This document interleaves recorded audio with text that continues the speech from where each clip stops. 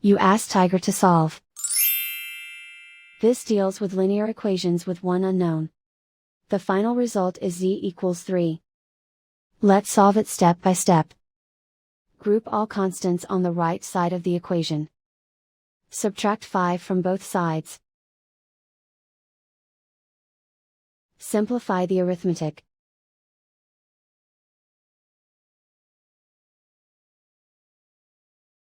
Isolate the z. Divide both sides by 3.